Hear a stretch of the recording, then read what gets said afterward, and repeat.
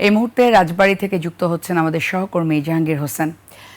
জাহাঙ্গীর, গোখাদ্যের দাম বেড়ে যাওয়ায় কোরবানির পশুর দাম কতটা বাড়তে পারে আর খামারিরা কি বলছেন এই ব্যাপারে? ধন্যবাদ লুবনা। আমি এখন দাঁড়িয়ে আছি রাজবাড়ী সদর উপজেলার দাচ্ছি ইউনিয়নের গোপীনাথ দেয়া গ্রামের কবির মেধার এই খামারে। এই খামারে প্রায় 15 থেকে 16টা গরু রয়েছে। এরকম ছোট ছোট খামার রাজবাড়ীতে প্রায় 8,000 খামার রয়েছে।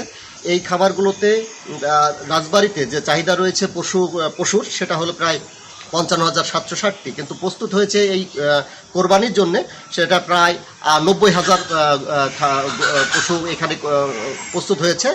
পাশে প্রায় উদ্বৃত্ত রয়েছে 33,000-এর আরও বেশি। তো আমি এই খামারিদের সঙ্গে কথা বলে যেটা জানতে পেরেছি যে এইবার এই ঔষধ সহ গমের ভুসি,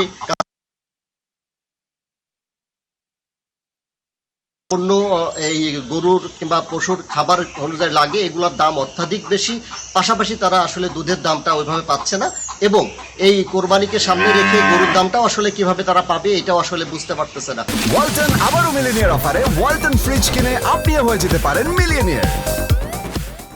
সর্বশেষ আমার কাছে যেটা মনে হয়েছে যে এই দাম এবং সবকিছুর বিষয়ে সরকারের সার্বিক যে সহযোগিতা, বিশেষ করে পশু খাদ্যর যে ঘাটতি রয়েছে, এবং এটা যাতে সরকার এখানে নজর দিয়ে পশুর খাবারের জন্য দামটা কমাতে পারে, এবং এই কোরবানির ঈদে যে পশুগুলো তারা প্রস্তুত করেছে তার জন্য সঠিক ন্যায্য মূল্য তারা পেতে পারে, এটাই খামারিরা আমাদেরকে বলেছেন।